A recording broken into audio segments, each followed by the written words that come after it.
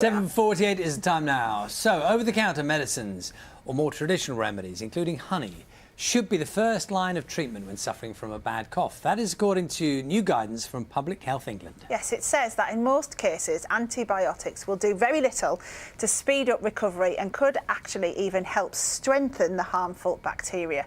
Well, we're joined now by GP Tessa Lewis, one of the National Institute for Clinical Excellence, who jointly drafted these new guidelines. Thanks very much for joining us on the sofa. Thanks very much.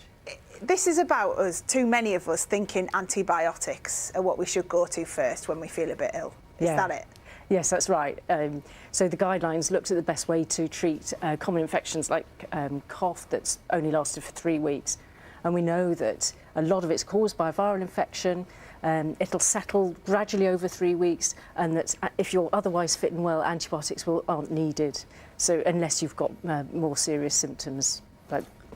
Talk to us about the role that honey could play in this, because I think a lot of people know it's been linked to sort of healthy living to a large degree, honey drinks, you know, remedies of different kinds. But what's the science behind the benefits of honey?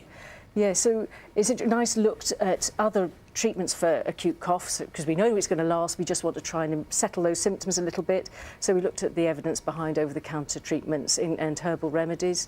I mean, we have to say that the evidence was quite limited, but it does suggest that honey might be soothing. It might reduce the frequency and severity of a cough. Sounds quite vague in sort of scientific testing terms. Yes, it was based on 3 controlled trials, which showed that it might reduce the severity of symptoms by about 2 points on the 7-point scale, but only in the short term. So yeah, the evidence is limited. But just to be clear, how does that compare with other treatments you might be tempted to try? The studies we looked at were just looking at placebo or honey in particular.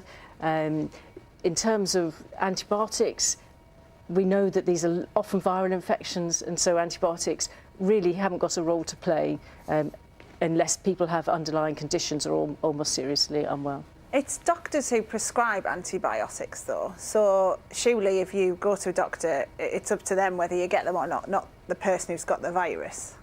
I think we're really worried about the amount of antibiotics that are being used, and that they're becoming, the bugs becoming resistant, and it's harder to treat a future infection. So that's a problem for all of us.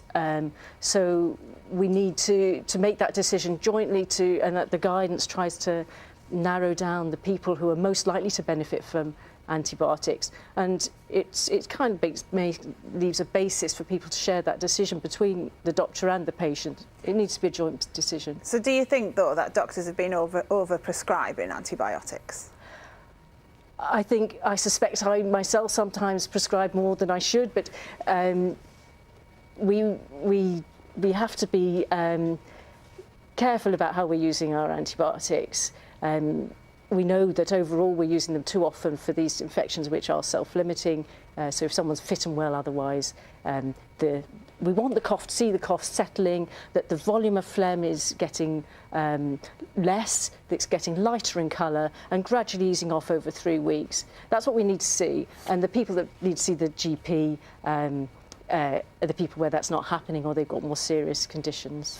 We'll leave it there, Dr. Tessa Lewis. Thank you very much. Thank you. Thank you. Good advice there.